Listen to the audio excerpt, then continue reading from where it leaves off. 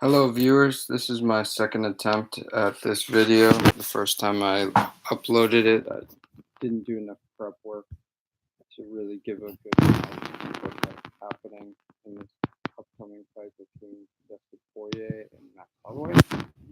But this time I'm going to break it down for y'all so it's a very clear picture.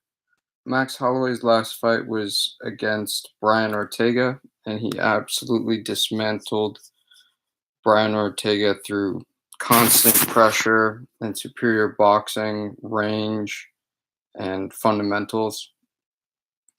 And part of the reason Max Holloway was able to do so well in that fight was Brian Ortega was trying to use a Philly shell defense, and he really wasn't able to mount an offense that was strong enough for Max Holloway to back up.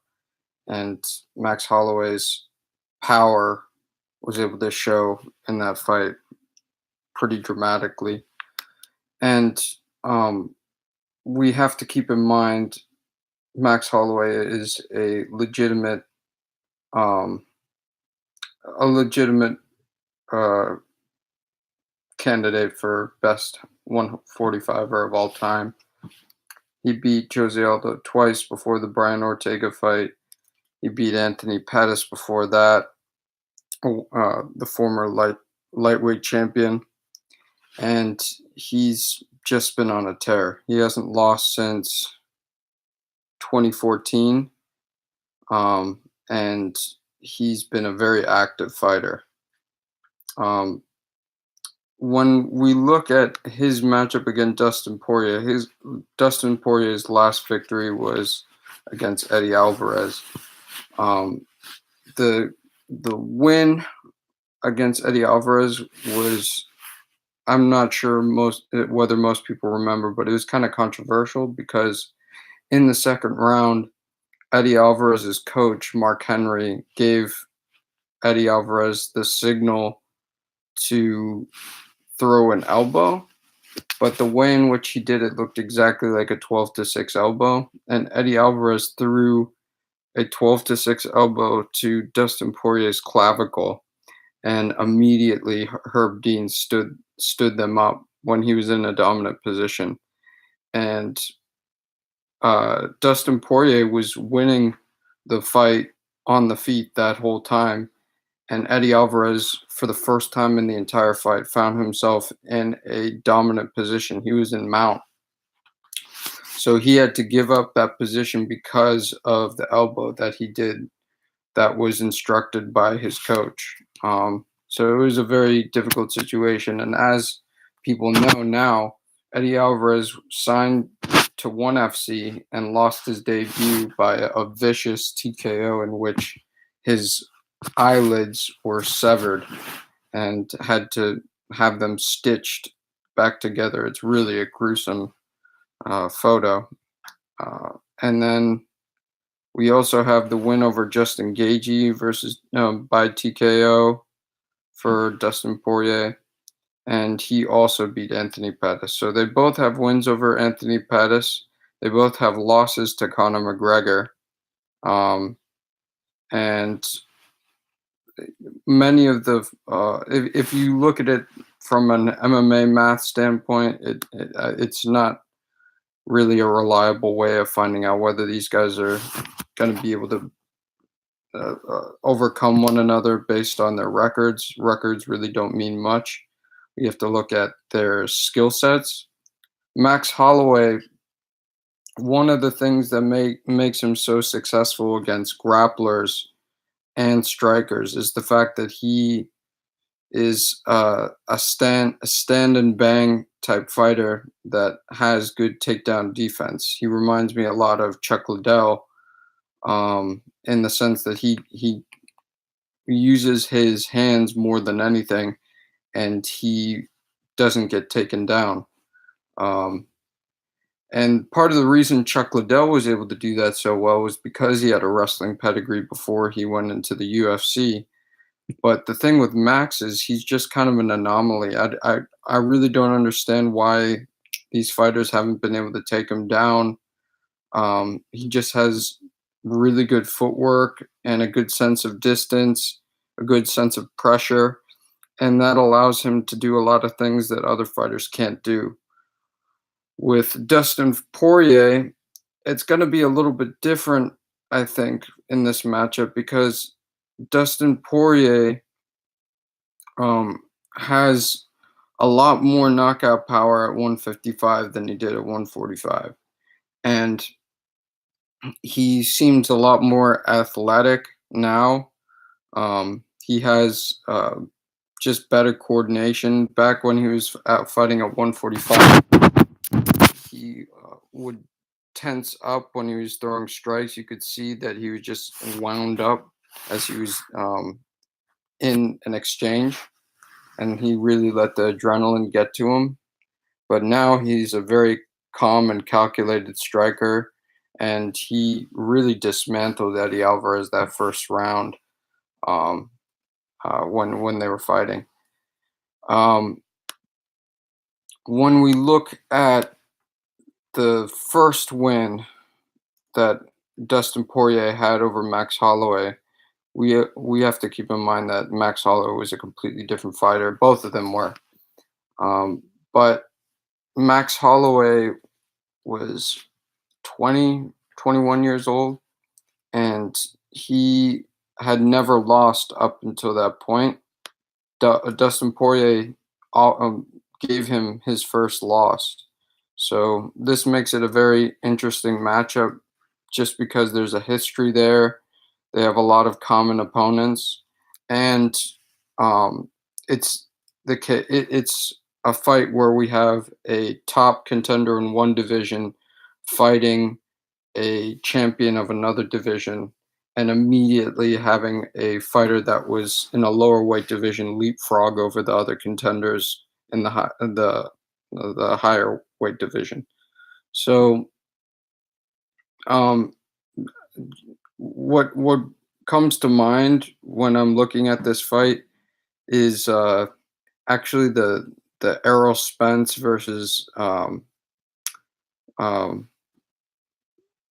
Mikey Garcia fight, because it's a situation where a fantastic smaller fighter is fighting a really good um, larger fighter. But with the UFC and these weight divisions, the disparity in size, especially in this matchup, are marginal. So this is the type of leapfrogging up weight divisions that you want to see. With Mikey Garcia and Errol Spence, it was just the fact that they don't have enough. Um, they don't have enough fan recognized contenders and champions, so they have to just pair up champions that shouldn't be fighting each other in the first place because of size. And it was very unfortunate to see Mikey Garcia just dismantled on account of his size, and it had nothing. It had something to do with skill. Obviously, Errol Spence is an incredible fighter, but having that large of a difference in size, um, just didn't make for an entertaining fight. But Max Holloway is just as big as Dustin Poirier. He cuts from 185 to get down to 145, and he actually had trouble making the weight limit on short notice when he stepped in for Tony Ferguson against Khabib Nurmagomedov. So I think that if Max Holloway is going to overcome Dustin Poirier, it would have to be a multifaceted attack. I don't think that his striking in terms of boxing is so far ahead of Dustin Poirier's that Dustin Poirier wouldn't be able to get his shots in and make it a difficult decision win for Max Holloway if it was just a straight striking matchup. I think they match up very well when it comes to striking. I think that it's really the pressure and cardiovascular traits of Max Holloway that make him so much more um, favorable in this fight. It's not the striking necessarily. I think skill wise they're pretty much neck and neck, but the mentality Max Holloway brings into it um, could cause Dustin Poirier to wither in the later rounds. But with that said, Dustin Poirier has a jiu-jitsu black belt and he has better boxing than Brian Ortega has, and he's a bigger man.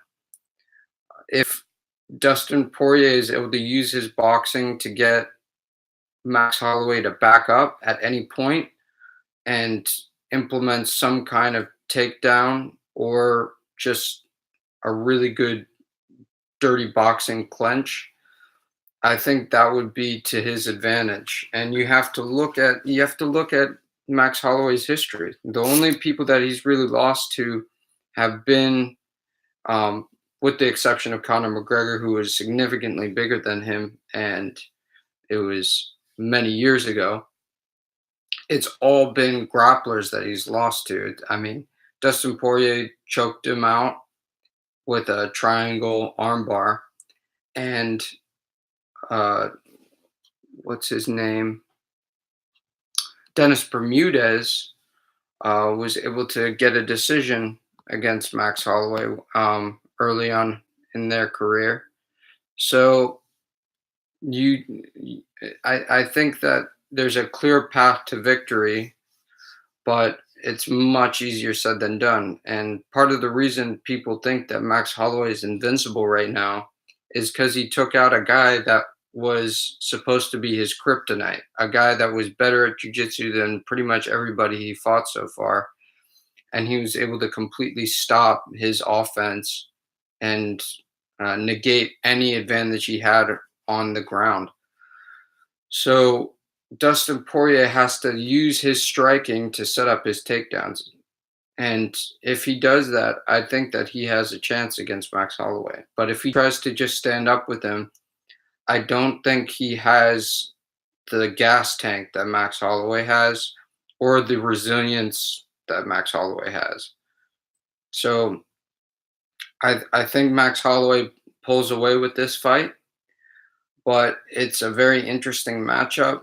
And I can see Dustin Poirier making it a dogfight and potentially hurting Max Holloway if Max Holloway just stays in the pocket and tries to throw hard shots with him. Because I think Max Holloway, he throws high volume and with great accuracy, but when it comes to a close close up fight with Dustin Poirier, I think Dustin Poirier just throws a little bit harder and is a little bit bigger.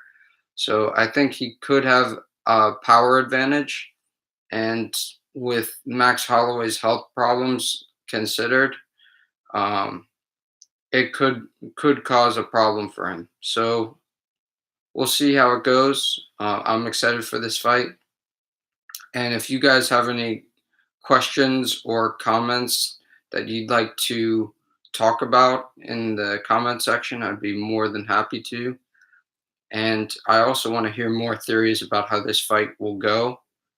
I'm thinking for my prediction, Max Holloway by decision, and I'm gonna say unanimous and 50. Oh, I'd say 50-47 unanimous decision. And that is my analysis. Have a great day, guys. Bye.